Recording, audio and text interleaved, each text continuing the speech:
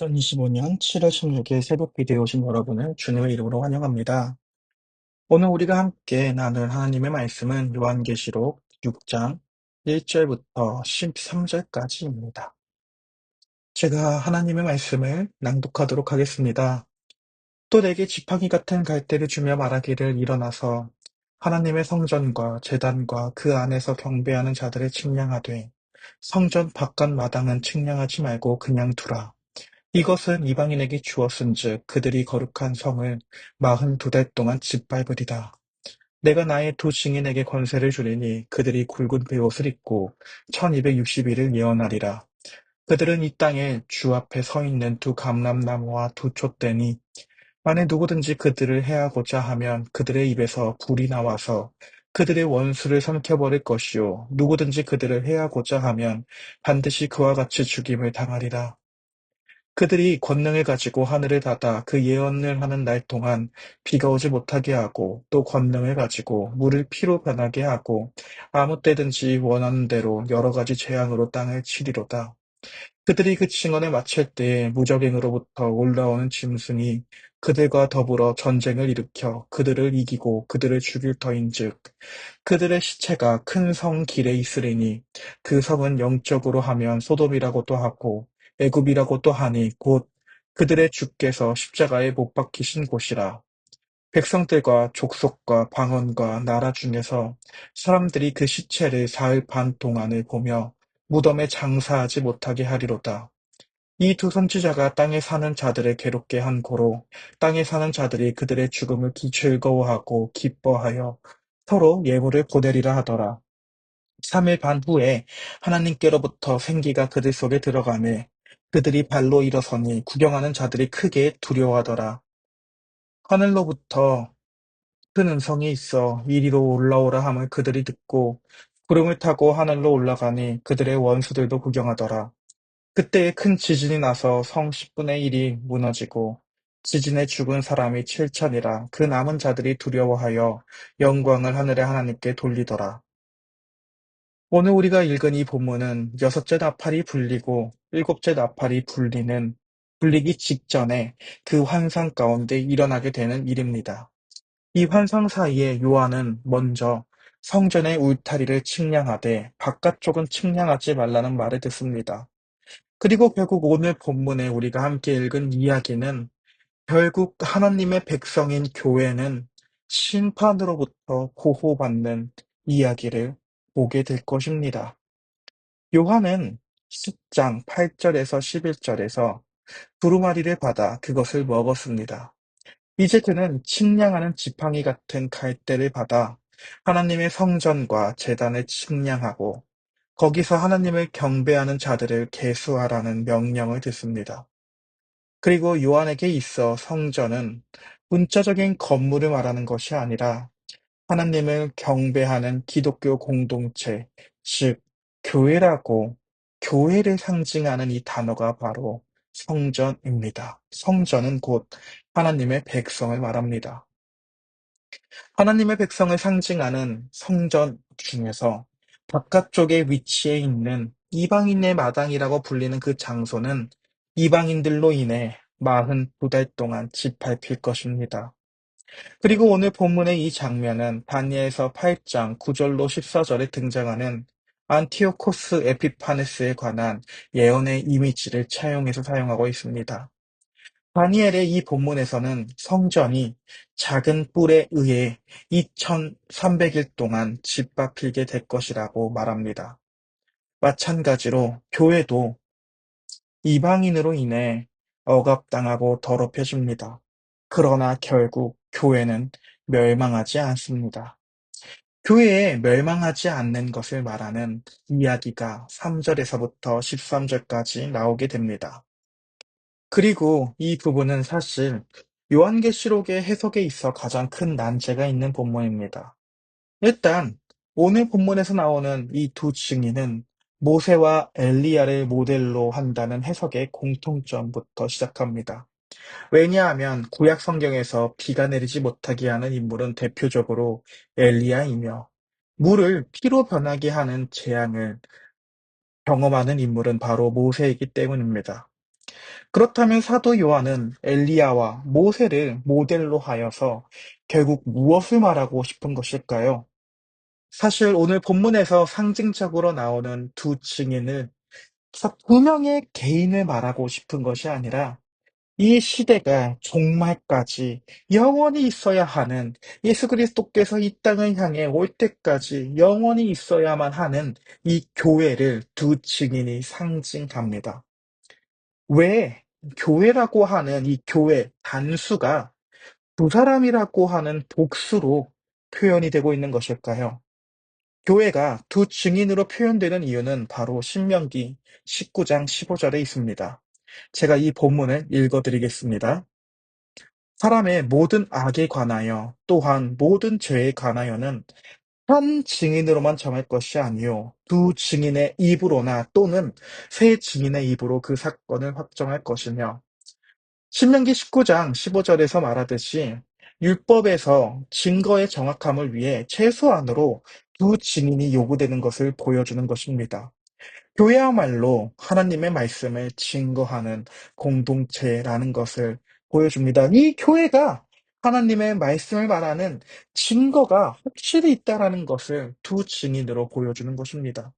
그리고 이 교회는 슬픔과 참회의 옷을 상징하는 붉은 베옷을 입고 있습니다.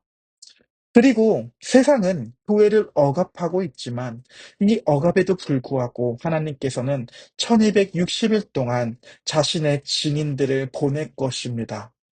1260일이라고 하는 이 날은 2절에서 나온 42달과 동일한 날입니다. 즉, 이 세상의 권세가 교회를 핍박하는 이 기간에도 하나님께서는 여전히 자신을 증거하는 증인을 보내신다라는 것을 보여줍니다.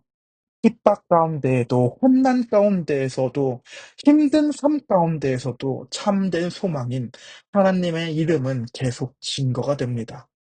그렇게 교회는 이제 이 사역을 마치게 됩니다. 그때의 무적행에서 짐승이 올라와 이 두 증인을 죽입니다. 이와 같은 모든 모습은 결국 당시에 로마라고 하는 세상 권세가 교회를 핍박하는 모든 이야기들을 상징합니다. 그리고 이 세상의 권세는 교회를 죽이는 일에 자신들이 성공했다라고 착각합니다. 따라서 그들은 전쟁에서 이긴 자기 자신들을 자화자찬하며 서로가 서로에게 선물을 교환하는 모습도 오늘 본문 가운데 보여주고 있습니다. 그러나 과연 무적행에서 나온 이 짐승이 두 증인을 죽인 것으로 오늘 이야기가 끝나는 것일까요? 오늘 우리가 읽은 본문 중 재미있는 표현이 있습니다. 바로 9절에 나온 표현대로 두 증인의 죽은 시체는 땅에 매장되지도 못하고 큰 성읍의 길 위에 그저 있으며 모든 족속과 나라의 사람들이 그 시체를 보게 됩니다. 그리고 그 시체가 공개되는 시점은 1260일, 즉 이방인들이 성전의 마당을 짓밟은 기간과 동일하며 또 두 증인이 하나님을 증언한 시기와 동일하며 그 시체가 길가에 그저 널브러져 있는 기간 또한 1260일이라는 것입니다. 우리는 시체가 제대로 매장되지 못하면 더욱더 수치스럽다라는 생각을 합니다. 하지만 오늘 이 본문 요한계시록에 나와 있는 이 두 증인의 시체가, 길 위에 있는 이 시체가 상징하는 것은 바로 영적으로 죽은 어떤 교회의 수치를, 어떤 수치스러운 죽음, 그냥 낭비하는 죽음, 그것을 상징하는 것이 아니라 마지막까지도 자신의 신념을 확고히 지키는 신실한 자들의 운명을 묘사하고 있습니다. 특히 요한계시록 2장에 서머나 교회를 향해 말했던 말을 다시금 상기시켜주는 내용입니다. 서머나 교회를 향해 말하는 요한계시록 2장 10절은 이렇게 기록이 되어 있습니다. 너가 죽도록 충성하라. 그리하면 내가 생명의 관을 내게 주리라. 라고 나와 있습니다. 즉, 길가에 있는 이 두 증인의 시체, 즉, 교회의 시체는 수치스러운 모습이 아니며 정말로 쪽팔리거나 창피한 상처가 아닙니다. 이게 상징하는 것은 짐승, 즉 로마의 핍박과 환난에도 끝까지 하나님에 대한 믿음을 고백하는 영광스러운 죽음을 당한 그 운명을 묘사하는 말입니다. 이제 3일 반이 지나자 하나님께서 생기를 그 길 위에 있는 죽은 시신에 불어넣으시면서 이렇게 죽어있던 시체들이, 길가에 내동겨져 있던 시체들이 일어나게 됩니다. 이 모습은 에스겔 37장에 나온 마른 뼈의 환상이 다시 한번 계시록에서 일어나게 되는 것입니다. 이 땅의 권세 잡은 자들은 고작 육체적인 생명만을 끊을 수 있는 살인하는 것이 그들의 한계입니다. 그러나 하나님께서는 살해당한 이 시신들을 다시금 살리십니다. 이 땅의 짐승은 자신들이 증인을 죽였다라는 사실에 기뻐했습니다. 그들은 잔치를 벌였습니다. 그러나 그들이 죽인 이 시체가 그저 수치스럽게 이 길 위에 있는 시체가 다시금 일어나는 것을 보고 그들은 경악합니다. 이제 상황이 역전됩니다.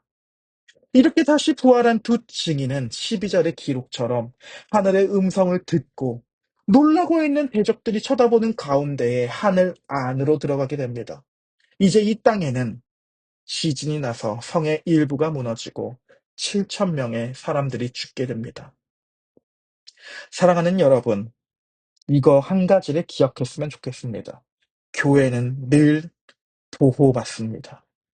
왜냐하면 하나님이 시야말로 이 세상을 창조하신 참된 주권자이시기 때문입니다. 이 세상에서 우리가 우리의 눈으로 볼 때는, 우리가 우리의 귀로 들을 때는 망해 보이는 것들이 너무나 많고 많습니다. 그러나 이것들은 모두 한시적이고 일시적인 것입니다. 우리는 정말로 이 한시적인 것에 우리의 시선이 매몰되지 말고 정말로 장차 우리가 영원히 살게 될 그 본향을 소망하고 바라보며 나아가는 열린비전 교회의 성도들이 될 수 있기를 주님의 이름으로 소망합니다. 함께 기도하겠습니다. 하나님 아버지, 우리가 곧 두 증인으로서 세상 가운데 살아갑니다. 하나님, 비록 우리의 현실이 짐승으로 인해 죽임을 당하는 것 같아 보이고, 그리고 그 짐승은 우리를 죽이면서 기뻐하는 모습을 보이는 우리의 이 억울한 현실과 상황을 살아가지만, 하지만 하나님께서는 죽어 있는 이 증인들을 다시금 하나님의 때에 다시 살리십니다. 따라서 고작 육체적인 죽음밖에 주지 못하는 이 세상의 권세를 보며 그것을 두려워하는 것이 아니라 우리를 영원한 죽음에서 벗어나게 해주시는 하나님의 일하심을 바라보며 그 하나님의 은혜를 찬양하며 이 세상 가운데 구별된 존재로서 하나님을 증언하는, 그리고 결국 우리가 부활함으로써 세상을 놀라게 하는 주님의 참된 교회들로 살아갈 수 있는 힘과 능력을 우리에게 주시옵소서. 감사합니다. 예수님의 이름으로 기도합니다. 아멘. 주기도문으로 오늘 새벽 기도를 마치도록 하겠습니다. 하늘에 계신 우리 아버지여, 이름이 거룩히 여김을 받으시오며 나라가 임하시오며 뜻이 하늘에서 이루어진 것 같이 땅에서도 이루어지리이다.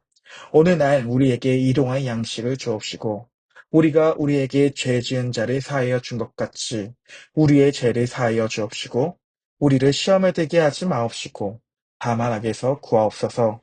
대개의 나라와 권세와 영광이 아버지께 영원히 있사옵나이다. 아멘.